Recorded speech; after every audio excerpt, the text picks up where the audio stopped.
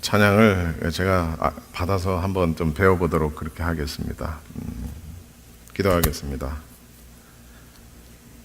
하나님, 오늘도 부족한 종이 하나님의 귀한 말씀을 대언합니다. 종의 입술을 붙들어 주시고 온전히 하나님의 말씀만이 선포되기를 원합니다. 주여 역사하여 주시옵소서. 거룩하신 예수님의 이름으로 기도드렸습니다. 아멘, 아멘. 우리 옆에 계신 분들하고 이렇게 인사합시다. 은혜 받읍시다. 우리 제이콥 형제하고 루비 자매 우리 두 부부는 진짜 은혜 많은데 그 모습에 내가 은혜가 되네. 거의 입술이 닿을 뻔했어. 서로 은혜 받읍시다 이렇게까지 갔어. 너무너무 아름다워요. 하나님이 너무 예뻐하실 것 같아. 감사합니다. 은혜는 사모하는 자에게 내립니다. 사모하는 자에게 은혜가 함께 하세요. 할렐루야. 이거 아세요? 성령님도 인격체시기 때문에 하나님이 성령님이 은혜를 주시고자 하는데 내가 그걸 거부하면 주시지 않아요. 오실 수가 없어요. 그걸 받아들이지 않으면, 물론 어떤 특별한 경우는 있을 수 있습니다. 하나님의 어떤 특별하신 계획과 섭리가 계셔서 아주 강권적으로 어떤 역사를 하실 수 있어요. 그런 경우 있어요. 그러나 그것은 말 그대로 특별한 경우에, 일반적으로는 우리에게 은혜를 주실 때 그 은혜를 사모할 수 있고 우리가 사모해야 되고 아주 갈구해야 되고, 그것은 마치 우리가 찬양에서 보는 것처럼 목이 말라 죽을 것 같은 사슴이 그 샘을 찾아서, 여러분 동물의 왕국 보십니까? 그 아주 자그마한 샘, 거기에 고개를 쳐박고 물을 먹는 거예요. 거기에 분명히 뭐가 있어요? 악어가 있어요. 악어가. 근데 악어는요 아주 정말 수영 선수 중에 선수야. 물방울 하나 없이 파문 하나 일지 않고 스르르 많이 와서 그 코앞에까지 와가지고 그냥 물어버립니다. 그렇게 될 거 사슴도 알아요. 그런데 목마름을 견딜 수가 없는 거예요. 그래서 눈으로는 물론 경계를 하지만, 그러나 그 위험 속에서도 사슴은 물을 먹을 수밖에 없어요.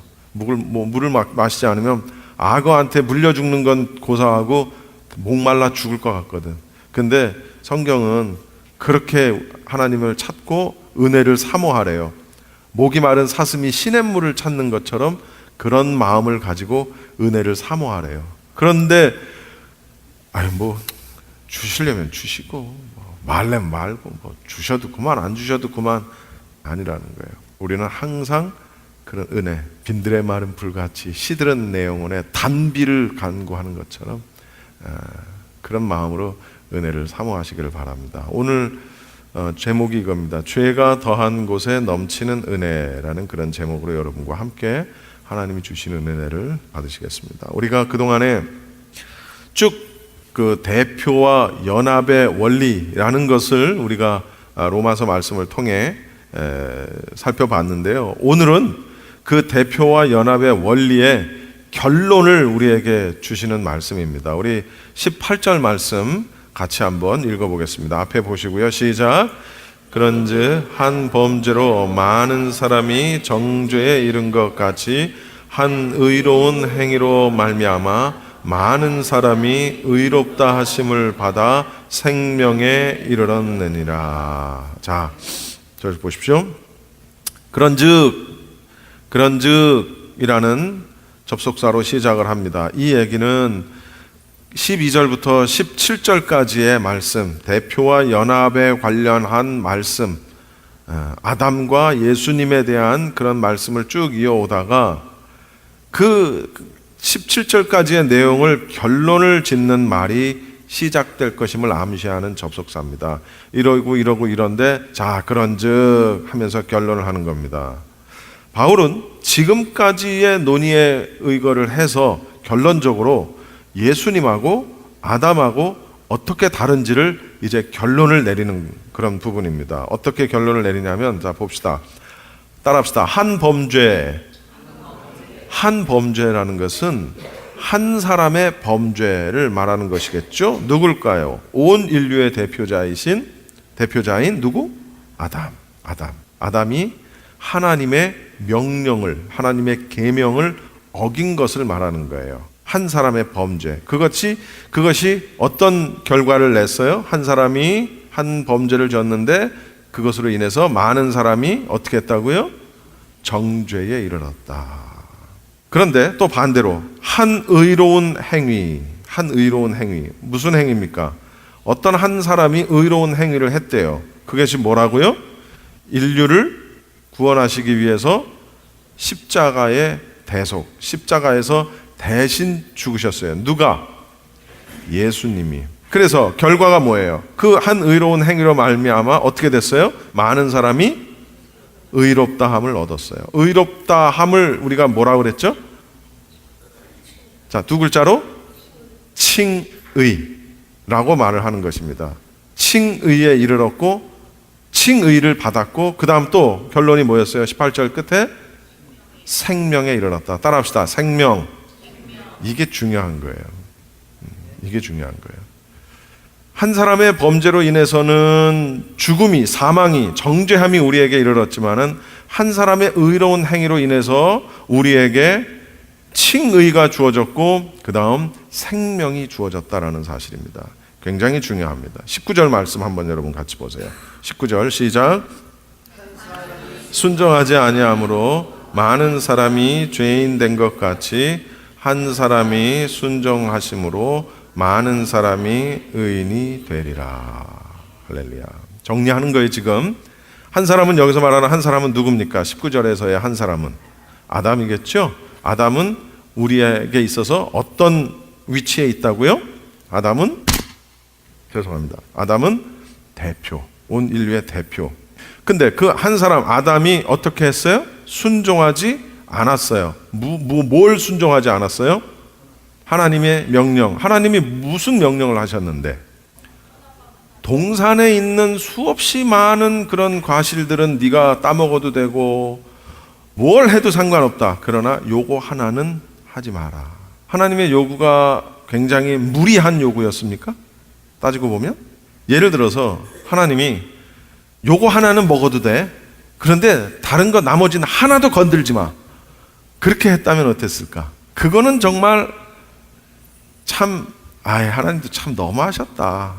그렇죠? 그런데 그 동산에 있는 모든 것들은 네가 네 임의대로 해도 돼. 네 마음대로 해도 돼. 그런데 요거는 건들지 마. 요것이 하나님이 우리에게 주신 계명이었어요. 명령이었어요. 그런데 어떻게 했어요? 그거를 먹지 말라고 한 걸 먹습니다. 아담이 지은 죄의 성격이죠. 뭡니까? 불순종. 순종하지 않았다. 먹지 마 했는데 먹었다. 불순종이에요. 죄의 성격. 그러니까 인류 최초의 죄가 사망이 우리에게 들어오게 만든 죄는 뭐였어요? 불순종이었어요. 불순종. 여러분, 얼핏 보면 상대적인 평가를 해봅시다. 사람을 죽이는 게 더 큰 죄입니까? 아니면 불순종이 더 큰 죄입니까? 누구를 때리고 누구를 억압하고 누구를 못살게 굴고 그러는 죄보다 사실 불순종의 죄가 상대적으로 볼 때 그렇게 크지 않게 보입니다. 아담이 누굴 죽이기를 했어. 누굴 어떻게 하기를 했어. 그것 좀 한번 따먹은 거 가지고 그냥 좀 벌칙 좀 주시고 말지. 그거 먹었다고 그거 먹음직스러운데. 그러니까 우린 이런 얘기합니다. 그럼 그걸 만들지 말지 왜 만들어 놓고 먹지 말래? 이렇게 얘기해요. 또 우리는 우리가 문제인 거지. 왜 다 먹어도 되는데 요거 하나만 먹지 말랬는데 왜 그걸 먹냐고. 아무튼 불순종이었어요. 이건 무슨 얘기냐? 아담이 어쩔 도리 없이 불가피하게 범죄를 한 게 아니라는 거예요. 이 얘기는. 이때는 물론 지금도 우리에게 자유의지라는 게 있습니다. 그러나 자유의지라는 게 뭐냐면 내가 생각하고 내가 결정하는 겁니다. 지금도 여러분 결정하시지요? 생각하시지요? 그걸 우리가 자유의지라고 합니다. 아담은 자발적으로 누가 이렇게 입을 벌려 해놓고 거기다 그걸 넣은 게 아니라는 거예요. 자발적으로 자기가 먹었단 말이에요. 그리고 자기가 먹어놓고 하나님께 핑계를 대요. 하나님, 당신이 주신 여인이 내게 줘서 먹었나이다. 그러니까 내가 이걸 먹은 건 내 책임이 아니라 누구 책임이라는 거예요? 하나님 책임이라는 거예요. 왜? 하나님이 주신 여인이 나로 먹게 했으니까 참 책임 전가를 하죠. 자발적으로 명령을 거스른 거예요. 그러니까 무슨 얘기냐? 순종하지 못한 게 아니라는 거예요. 나는 순종하고 싶었는데 참 어쩔 수 없이 순종할 수 없는 상황에 빠져서 순종을 못한 게 아니라 어떻게 한 거예요? 순종하지 않은 거예요. 자발적으로, 자유의지. 그러니까 교회에서 이 주의 종들이 설교를 하면서 이 순종과 불순종에 대한 설교를 굉장히 많이 합니다. 아마 많이 들으셨을 거예요. 그런데 그걸 들으면서 그 부분에 대해서 심각하게 여겨본 적 별로 없을 겁니다. 나는 사람을 죽이지 않았다는 것으로 내가 만족하고, 내가 다른 사람을 때리지 않았다는 것으로, 내가 다른 사람을 사기치지 않았다는 것으로 만족하고 있을런지도 몰라요, 우리는. 그런데 그것으로 인해서 만족해하는 사이에 우리에게는 불순종이라는 놈이 우리의 뒤통수를 친다는 거죠. 그 결과로 인해서 어떻게 됐어요? 사망을 선고받게 됩니다. 많은 사람이 죄인이 됐고 그 죄에 대한 결과로 인해서 죽음이 우리 인류에 들어오게 됐다는 거죠. 그 아담의 죄로 인해 우리가 어떤 죄를 가지게 된다고 그랬죠? 그걸 두 글자로 따라합시다. 원죄. 원죄를 안고 태어납니다. 예수님은 원죄가 없을까요? 예수님도 하나님이시지만 어쨌든 사람의 몸을 통해서 태어나셨잖아요. 그러면 예수님도 원죄가 있지 않을까? 어떻게 생각하세요, 여러분? 하나님이 예수님을 이 땅에 보내셨을 때 정상적인 부부의 어떤 그런 그 관계를 통해서 이 땅에 보내셨을 수 있었어요. 그렇죠? 그러나 그렇게 하지 않으셨어요. 이 원죄 때문에 그래요. 만약에 요셉과 마리아가 정혼하고 결혼을 해서 10달 뒤에 예수님을 낳았다. 그러면 그 예수님의 육신도 어떻게 되는 거예요? 원죄의 굴레에서 벗어날 수가 없는 거예요. 그래서 예수님이 마리아의 몸을 통해 무엇으로 잉태하게 하셨어요? 성령으로 잉태하게 하셨어요. 남자의 씨를 받지 않고 정상적인 관계에 의해서 태어난 것이 아니고 강권적으로 성령께서 마리아의 자궁 안에 예수님을 잉태케 하셨다라는 얘기입니다. 그런데 웃기는 건 뭔지 아세요? 여러분, 마리아는 원죄가 있습니까? 없습니까? 예수님을 잉태하고 낳은 마리아는 원죄가 있어요? 없어요? 있다. 없다. 없다. 놀라운 사실은요, 천주교는요, 마리아도 원죄가 없다고 말을 해요. 그런데 아무리 봐도 그건 아닌 것 같아. 물론 마리아가 예수님을 잉태한 태를 가지고 있잖아요. 그래서 그런 건 있어요. 이 인류 역사상 존재했던, 지금 존재하고 앞으로 존재할 모든 여인이 가지고 있는 태 중에 가장 복받은 태, 예수님을 잉태한 마리아의 태다. 이런 우리가 어떤 평가는 할 수 있어요. 또 실제로 그런 평가는 이루어집니다. 얼마나 귀해요. 예수님을 잉태한 그 마리아, 그리고 예수님을 길러낸, 너무너무 귀하죠. 그러나 그렇다고 해서 마리아가 원죄가 없다라고 말해서는 안 된다는 사실이에요. 마리아도 원죄가 있어요. 마리아도 죄인이었어요. 그래서 마리아에게 우리는 기도하면 안 돼요. 사도 바울에게 기도해서는 안 돼요. 베드로에게 기도해서는 안 돼요. 김대건 신부에게 기도해서도 안 돼요. 성 프란치스코가 참 귀한 분이지만 프란치스코에게 기도해서는 안 돼요. 그분들은 우리의 기도의 대상이 아니에요. 우리의 어떤 존경의 대상, 어떤 그 모범의 대상, 이런 거는 있을 수 있겠지. 그런 건 할 수 있겠지. 그러나 그들은 우리의 기도의 대상이 아니고 그들은 하나님과 우리 사이를 중보하는 중보자가 아니라는 거예요. 무엇 때문에 그래요? 결정적인 건 죄 때문에 그래요. 원죄 때문에 그래요. 그래서 성경은 우리에게 오직 누구만? 예수님. 내가 길이요 진리요 생명. 분명히 성경에 그렇게 나와 있거든요. 내가 길이요 진리요 생명. 구원받을 만한 다른 이름을 주신 적이 없다. 분명히 성경에 말씀을 주시고 있는데 자꾸 다른 걸 찾아. 안 돼요. 그런데 한 사람의 순종하심, 19절 계속 보는 겁니다. 한 사람의 순종하심, 예수님이에요.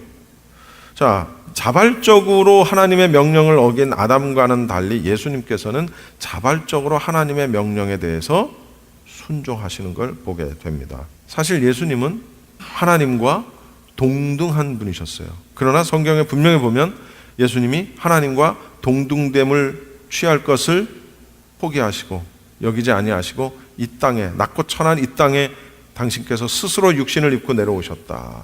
그걸 우리가 뭐라 그러냐면 성육신하셨다. 영어로 incarnation이라고 얘기를 합니다. 이것은 아담과도 완전히 대비돼요. 사실 아담이 불순종의 죄를 지었습니다만 그 불순종을 일으켰던 그 마음 속에 어떤 마음이 있었을까요? 그가 불순종을 할 수밖에 없었던 그 죄의 또 다른 모형이 있어요. 그것은 뭐냐면 교만입니다. 교만. 무슨 교만이에요? 마귀가 어떻게 꼬입니까? 이거 하나님 먹지 말라고 그랬어. 알았어요. 얘기했어요. 하나님이 먹지 말라고 그러셨어? 너 몰라서 하는 소리야. 이거 먹으면 너도 눈이 밝아져서 하나님처럼 돼. 그러니 당연히 하나님이 먹지 말라고 하지, 이 사람아. 안 그렇겠어? 그랬을 때 그래도 하나님이 먹지 말라고 했으니까 안 먹어 라고 해야 되는데 하나님처럼 눈이 밝아져서 하나님처럼 된대요. 나도 하나님이 될 수 있다. 하나님처럼 되고 싶다. 교만한 마음이 그 마음속에 들어간 거예요. 그리고 그것이 불순종으로 이어진 거예요. 여러분, 교만한 마음이 들어갔어도 그걸 행하지 않았다면 사실은 문제될 게 없죠.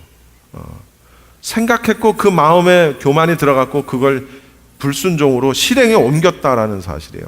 그런데 예수님은 달랐어요. 자발적으로 하나님의 명령에 순종하셨어요. 동등됨을 취할 것으로 여기지 않고 낮고 천한 이 땅에 오셨고 그 다음 십자가에서 매맞아 죽기까지. 여러분, 예수님은 신이셨어요. 하나님이셨어요. 채찍으로 때리고 십자가에 못 박을 때 예수님이 힘이 없었을까? 절대 아니죠. 그냥 휘 한 번이면 다 쓰러져 버렸을 거예요. 다 날아가 버렸을 거예요. 하늘 군대가 정말 막강한, 로마의 군대보다도 막강한 하늘 군대가 있는데 얼마든지 처치해 버릴 수 있어요. 그런데 예수님은 그렇게 하지 않으셨어요. 왜? 그렇게 죽기 위해서 오셨기 때문에 하나님의 명령과 하나님의 어떤 계획하심을 순종함으로 이루어 드리는 사명을 가지고 오셨기 때문에 그렇게 하지 않으셨다라는 얘기입니다. 불순종과 순종, 이 두 행동의 결과는 너무나도 엄청난 차이를 가져오는 거예요. 결론을 내리면 이렇습니다. 아담의 불순종은 자기 자신뿐만 아니라 후손에게도 사망에 이르게 하는 파괴적인 결과를 가져왔어요. 그러나 예수님의 순종은 자기를 포기하고 낮고 천한 곳에 내려온 듯 하나 결국은 원래 예수님 자신의 영광을 되찾게 됩니다. 그렇죠. 하나님 보좌 우편에 앉아 계시게 됩니다. 그 다음 그러한 예수님을 믿는 모든 자들에게 그 죄와 사망의 굴레에서 벗어나게 하는 회복의 결과를 가져왔다는 거예요. 아담은 파괴의 결과를 가져왔다. 죽음의 결과를 가져왔다면 예수님은 파괴와 죽음으로부터 회복되는 회복의 결과를 가져왔다는 사실이 굉장히 중요합니다. 이것이 바로 우리가 예수님을 믿어야 하는 이유라는 거예요. 마귀의 일은 파괴하고 부수고 깨뜨리고 분열시키고, 오늘날 교회들도 얼마나 그런 마귀의 영에 의해서 넘어지는 교회가 얼마나 많은지 몰라요.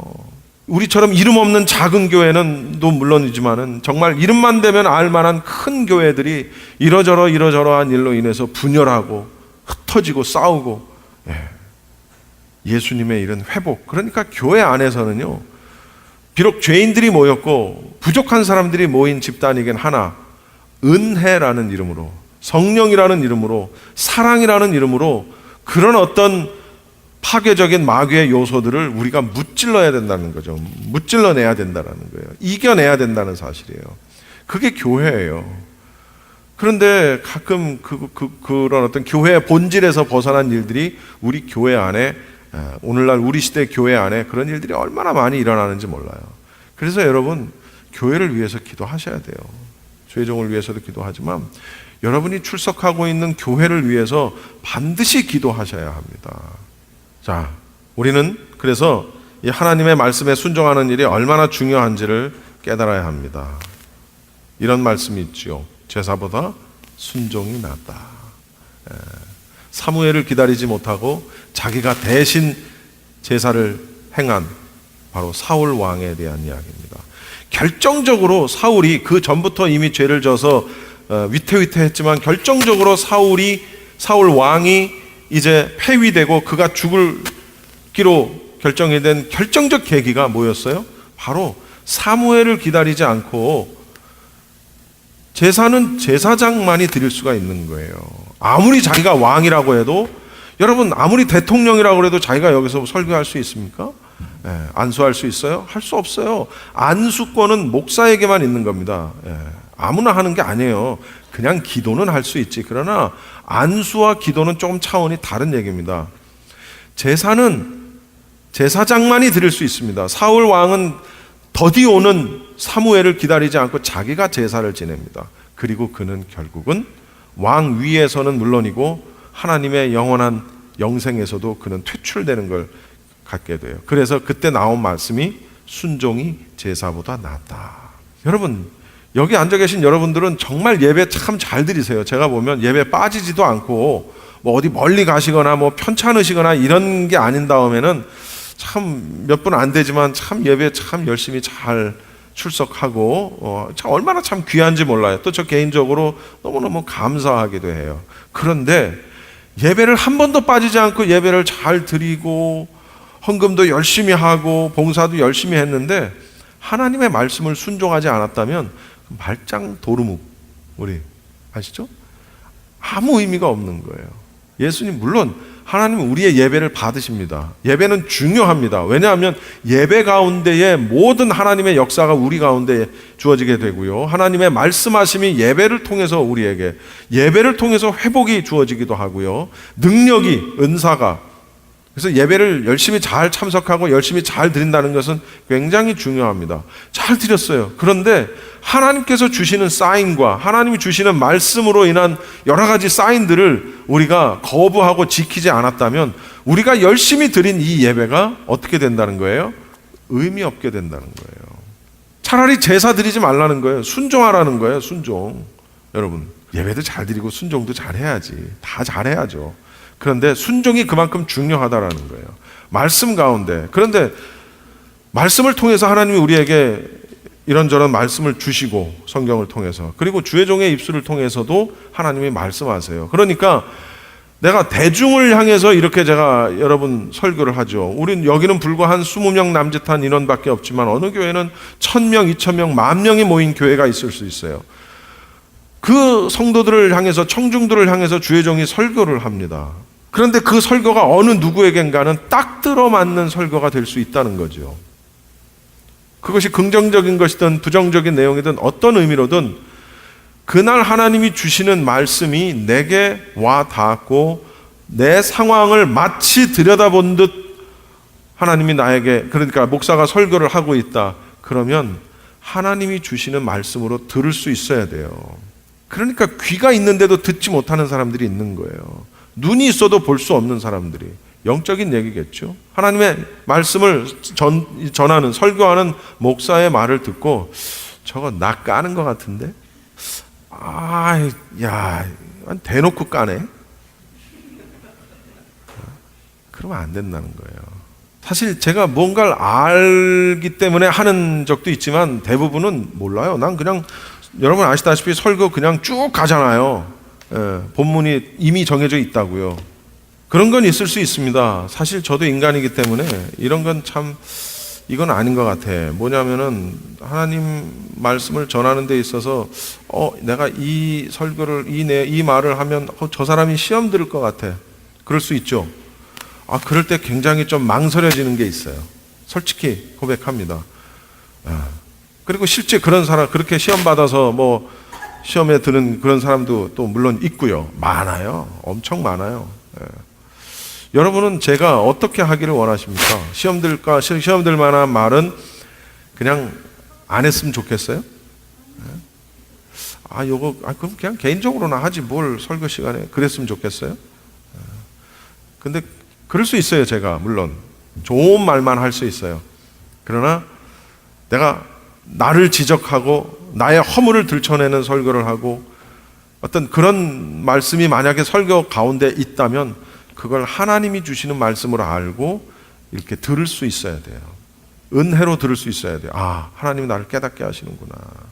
다윗이 여러분 잘 아시다시피 자기 충신, 전쟁터에 나가서 열심히 막 나라를 위해서 다윗의 충복으로서 열심히 싸움에 임하는, 전쟁에 임하는 장수의 아내를 탐하는 이런 정말 같은 남자지만 이건 아니지 뭐 이런 다윗이 그런 짓을 저질렀단 말이에요.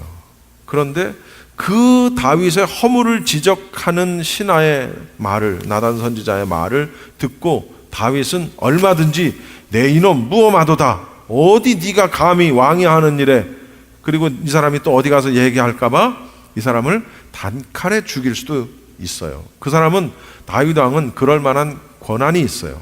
힘이 있단 말이에요. 그런데 나단 선지자의 그 말에 다윗은 그렇게 반응하지 않았다는 거예요. 아주 대놓고 잘못을 지적하는 나단의 말에 대해서 다윗이 옷을 찢으며 죄를 뒤집어 쓰고 금식을 하며 뭘 했어요? 회개했어요. 들었다는 거예요. 자기 잘못을 들었어요. 그리고 인정했어요. 혹시 목회자의 입을 통해서 나가는 말이 내 허물을 들춰내는 말 같고 나의 실수를 드러내는 말 같으면 하나님의 음성으로 들을 수 있기를 바랍니다. 할렐루야. 그것으로 인해서 시험 들지 마십시오. 그래야 저도 하나님이 주시는 말씀을 그대로 전할 수 있어요. 그런데 이렇게 했더니 저 사람이 삐져, 이렇게 얘기했더니 저 사람이 삐져, 그럼 나도 인간이기 때문에 어떻게 돼요? 점점 채로 걸러내기 시작하는 거예요. 아, 요거는 하면 안 된다. 아, 요거 하면 요 사람이 삐지겠지, 요거 하면 저 사람이 삐지겠지. 교인도 20명밖에 안 됐는데 한 사람 두 사람 빠지고 나면 아유, 이거 뭐 황하니 비어가지고, 여러분 앉아서 보니까 여기 서서 여러분 보시잖아요. 그러면 그냥 이렇게 보는 게 아니라 착 보여. 누가 빠졌는지 안 빠졌는지, 어디에 이빨이 빠졌는지 어쨌는지 착 보여요. 그럼 너무 가슴이 아파요. 그럼 나도 이제 하나씩 채로 걸르기 시작하는 거예요. 하나님 말씀을 채로 걸러서, 걸러지는 거는 따로 빼놓고 통과되는 말씀만 정하는 거예요. 그러면 나는 삭군이 되는 거예요. 삭군. 여러분에게도 좋은 영향을 못 미치고 하나님께도 충성하지 못하는 그런 종이 되는 거예요. 제가 여기서 여러분에게 저의 어떤 이권과 저의 어떤 배부름을 위해서 설교를 하고 나의 이익을 위해서 여러분에게 강요하고 한다면 그것은 여러분이 순종할 필요는 없습니다. 그러나 그것이 아니고, 이게 나의 어떤 영적인 그런 풍요함, 나의 영적 신앙의 성장, 이런 것들을 위해서 하나님이 지금 정목사의 입을 통해서, 대목사의 입을 통해서 전해주시는구나 라고 느껴지시면, 그것이 내가 좀 속이 좀 아픈 얘기라 할지라도 아멘 하고 들을 수 있는 수준이 돼야 돼요. 절대로 그런 수준이 돼야 됩니다. 그렇지 않으면 끊임없이 넘어집니다. 여러분, 신앙생활 절대로 쉬운 게 아니에요. 절대로 쉬운 게 아니에요. 목회자들도 싸우는데 뭐, 전도사들이 평신도 앞에서 목사님 앞에 앉혀놓고 평신도들 앞에 앉혀놓고 목사님, 이 전도사가 나를 어쩌고 비방했고 어쩌고 이러고 싸우고 있더라니까. 깜짝 놀랐어요. 나는 전도사 목사는 하나님 다음, 뒷공문이 하나님 다음으로 그냥 안 그러는 줄 알았는데 아니더라고. 그래서 이게 신앙생활이 쉬운 게 아니구나 라는 걸 애지간히 일찌감치 나는 알았어요. 여러분, 제사보다 순종이 낫다. 하나님의 말씀에 반응하시고 순종하시기 바랍니다. 그것이 우리가 살 길입니다. 20절 말씀 읽어보죠. 20절 시작. 율법이 들어온 것은 범죄를 더하게 하려 함이라. 그러나 죄가 더한 곳에 은혜가 넘쳤나니. 여기 앞에 율법이 바로 앞에 원래 접속사가 있어요. 데라는 그 헬라어 접속사가 있습니다. 데라는 말은 한편이라는 그런 뜻입니다. 한편.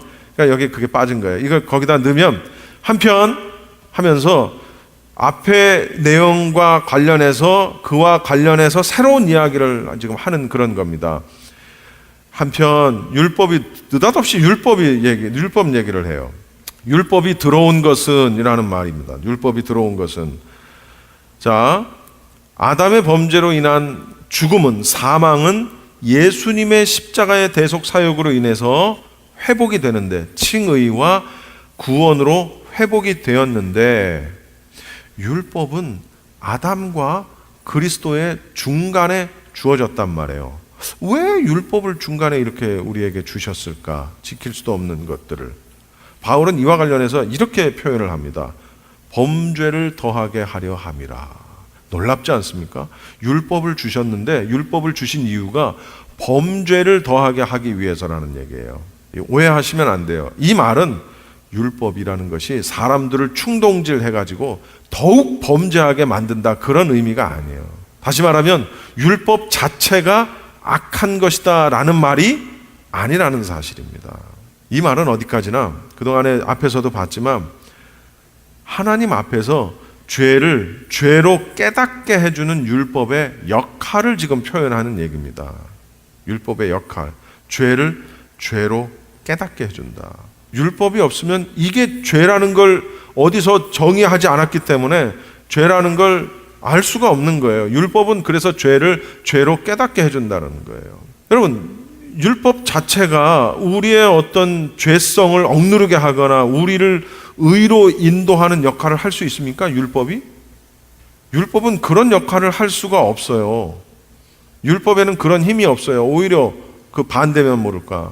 율법은 그렇기 때문에 우리로 하여금 죄를 깨닫게 해주고 회개하게 만드는 역할을 하는 겁니다. 율법이라는 것은 하나님의 긍휼, 그리고 그분으로 말미암는 구원의 길을 갈망하게 해주는 역할을 하는 게 율법이라는 거예요. 죄를 깨닫게 돼. 우리가 요한계시록의 핵심 주제는 회개잖아요. 회개. 근데 뭘 회개해야 되는지를 알아야 될 거 아니에요. 아니, 뭘 회개해야 되는지도 모르는데 회개하라 그러면, 아니 내가 뭔 잘못을 했지?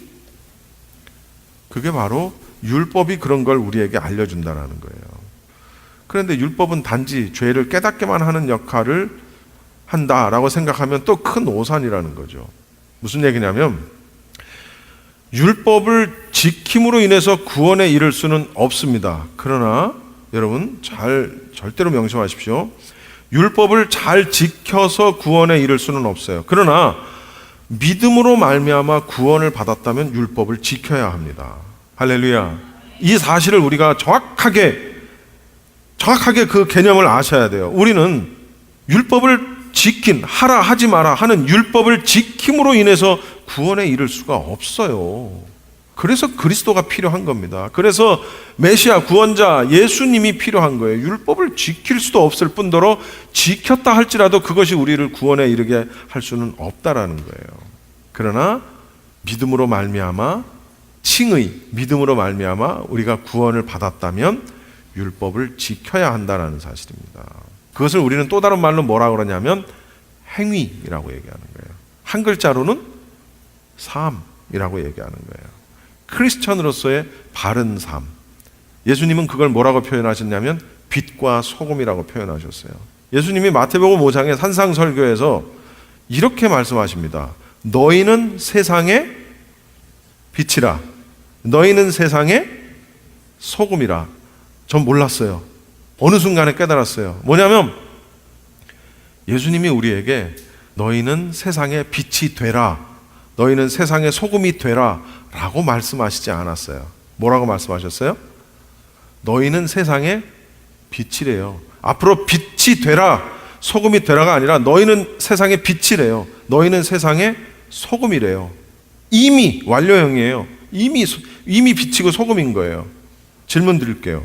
믿음으로 말미암아 여러분 구원 받으셨습니까? 받으신 분들 아멘 하십시오. 믿음으로 말미암아 구원 받으셨습니까? 그렇다면 아멘 하신 분들 지금 율법을 지키며 사십니까? 하나님의 계명의 말씀들을 지키며 사십니까? 헷갈리죠? 이렇게 질문을 해볼게요. 아멘 하신 분들, 당신은 빛이십니까? 혹은 당신은 소금이십니까? 대답 못하겠죠. 나는 분명히 믿음으로 구원을 받았다는 것은 확신하고 그것은 내가 이렇게 이렇게 말을 할 수가 있는데, 그런데 내가 빛인가? 내가 소금인가? 그거에 대해서는 난 빛인데? 나 소금인데? 라고 말하기 쉽지가 않아요. 야고보서 저자가 누굽니까? 야고보입니다. 야고보서를 통해서 행위와 믿음에 대한, 믿음과 행위에 대한 정의를 아주 새롭게 우리에게 내려주고 있어요.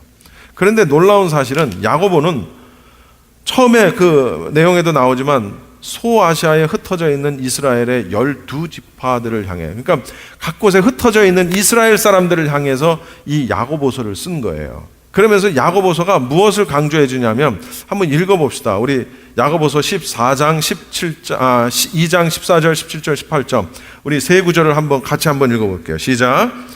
내 형제들아, 만일 사람이 믿음이 있노라 하고 행함이 없으면 무슨 유익이 있으리요? 그 믿음이 능히 자기를 구원하겠느냐? 이와 같이 행함이 없는 믿음은 그 자체가 죽은 것이라. 어떤 사람은 말하기를 너는 믿음이 있고 나는 행함이 있으니 행함이 없는 네 믿음을 내게 보이라. 나는 행함으로 내 믿음을 내게 보이리라 하리라. 자, 보십시오. 유대인들은 자기들은 하나님의 백성이라고 말합니다. 그렇죠. 유대인들은 자기들은 선택된 민족이고 태어날 때부터 하나님의 백성이라고 말을 합니다. 하나님의 백성이라고 말을 하는 유대인들을 향해서 쓴 편지예요. 이것은. 그래? 너희들이 하나님의 백성이라고? 그러면 이렇게 해야 된다는 거예요. 하나님의 백성이면 그에 걸맞은 삶을 살으라는 거예요. 삶으로. 자, 보세요. 구원받기 위해 필요한 것은 오직 믿음입니다. 맞죠? 맞죠? 내년이 종교개혁 500주년. 여러분, 종교개혁의 5가지 모토 가운데 하나가 뭐였어요? 오직 믿음. 솔라 피데. 따라해 봅시다. 오직 믿음. 오직 믿음. 구원을 받기 위해 필요한 것은 오직 믿음이지만 믿음으로 말미암아 구원을 받았다면 삶으로 그걸 증명하라는 거예요. 이해하셨습니까? 증명하라는 거예요. 행동으로 인해서, 행위로 인해서 구원을 받는 건 아니라는 거예요. 그 상관관계를, 구원에 이르는 믿음은 성도들의 변화된 삶으로 나타난다는 거예요. 다시 말하면 믿음은 그 열매로 알 수 있다는 거예요. 행함으로 인해서 율법을 잘 지키는 것만으로 구원을 얻을 수 없어요. 그러나 행함은, 삶은, 열매는 내 믿음이 구원받을 만한 믿음인지 아닌지를 드러내준다는 거예요. 그러니까 이런 겁니다. 나는 예수님을 영접하고 예수님을 믿고 교회도 다니고 열심히 신앙생활도 하고 이것저것 다 했어. 그런데 삶은 그게 아니야. 어떤 사람이 그렇게 예수님을 믿고 영접하고 나는 구원받았다라고 말을 해놓고 가서 마약도 하고 못도 하고 도박도 하고 못도 하고 그런데 자기는 믿음으로 말미암아 구원을 받았대. 이게 맞는 얘기입니까? 구원받을 수 있을까요? 받을 수 없어요. 믿음과 율법은, 구원과 열매는, 칭의와 성화는 동시적인 것이고 함께 가는 것이고 서로를 증명한다는 사실입니다. 이건 굉장히 중요한 기독교의 교리입니다. 이 사실을 알아야 돼요. 율법 따로, 믿음 따로, 율법 따로, 구원 따로, 열매 따로, 칭의 따로, 성화 따로, 따로따로가 아니라는 거예요. 이것은 동시적인 것이고 함께 가는 것이고 서로를 증명해 준다는 거예요. 난 믿음이 있어요. 나는 구원받을 만한 믿음이 있어요. 예수님이 십자가에 달려 돌아가심으로 인해서 내가 그것을 믿기 때문에 나는 구원받을 수 있어요. 믿음의 확신이 있습니다. 그걸 삶으로 증명할 수 있어야 된다는 거죠. 삶의 열매가, 아, 저 사람은 정말 믿음이 있구나 라는 삶으로 증거되어지느냐라는 거예요. 나는 믿음이 있는데 내 믿음이, 구원받을 만한 믿음이 나에겐 있다고 여겨지는데 그것이 내 삶으로 증명되어지느냐라는 겁니다. 구원에 이르는 믿음을 내가 가졌다면 내 삶도 구원에 이르는 삶으로 바뀌어야 된다는 거죠. 한 번 구원은 영원한 구원, 믿음으로 구원받았으니 어떻게 살아도 결국은 구원받는다라는 교리, 그것은 잘못된 것입니다. 물론 칼빈의 5대 교리 가운데에서 성도의 견인이라는 교리가 있습니다. 성도의 견인, 자동차 견인하죠.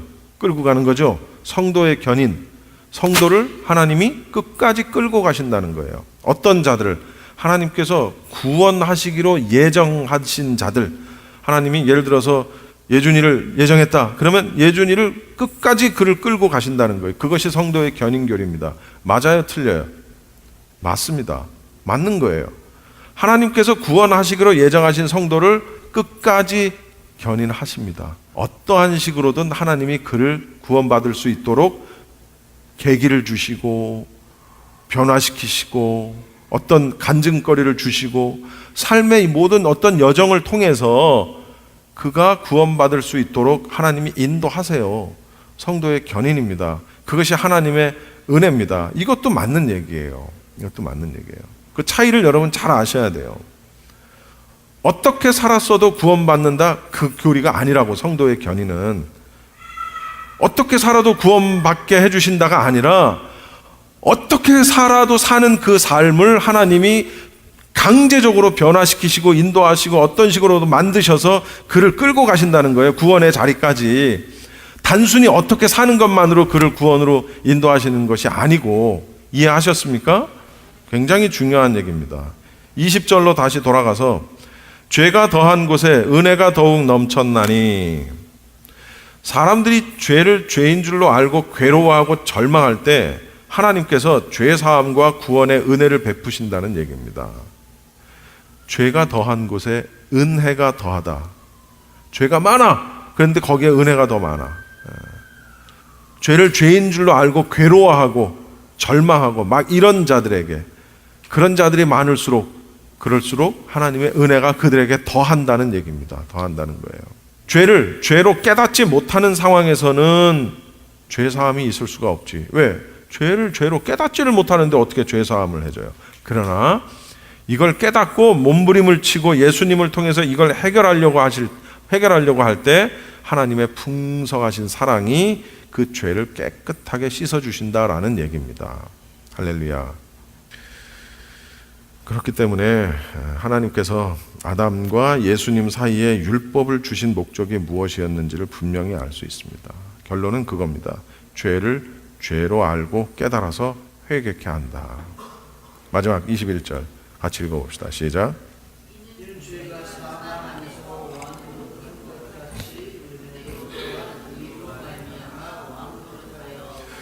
예수 그리스도로 말미암아 영생에 이르게 하려 함이라.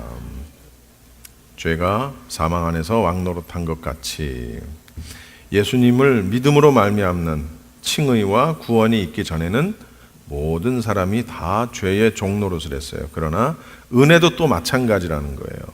의로 말미암아 왕노릇하면서 사람들을 어디로 인도해요? 영생으로 인도한다. 결론입니다. 왕노릇하는 은혜, 이 은혜를 우리가 사모해야 돼요. 첫 번째, 나의 행동, 이전의 행동과는 상관없이 용서함 받는 무조건적인 은혜를 우리가 사모해야 합니다. 두 번째, 모든 사람의 죄를 한순간에 덮어버리는 무한한 그런 은혜를 우리가 사모해야 돼요. 세 번째, 영생에 이르게 하는 왕적인 통치력을 가진 은혜를 우리가 사모해야 합니다. 은혜를 사모합시다. 할렐루야. 사람과 사람 사이에도 은혜라는 게 있습니다. 그러나 사람이 베푸는 은혜는 굉장히 일시적인 거예요. 그렇죠? 영생을 주는 은혜가 아니에요. 약간의 도움을 주는 정도죠. 무조건적이지 않아요. 때로는 대가를 바랄 때가 있습니다. 그래서 때로는 은혜를 주어놓고도 섭섭할 때가 있어요. 사람의 은혜와 하나님의 은혜는 달라요. 무조건적인 거예요. 무한한 거예요. 영생에 이르게 하는 것이 하나님이 주시는 은혜라는 거예요. 따라해 봅시다. 못 받았으면 받고, 받았으면 지키자. 구원, 은혜 모두 다 포함되는 겁니다. 여러분, 못 받았다고 생각하시면 받으셔야 합니다. 그리고 또 받으셨다고 생각하세요? 그러면 그것을 지켜야 하는 겁니다. 큰 은혜를 받는 게 1차적으로 중요하고 그 다음 받은 은혜를 지키는 것도 굉장히 중요하다. 못 받았으면 받고, 받았으면 지키자. 무엇을? 구원과 하나님의 은혜를. 할렐루야. 기도하겠습니다.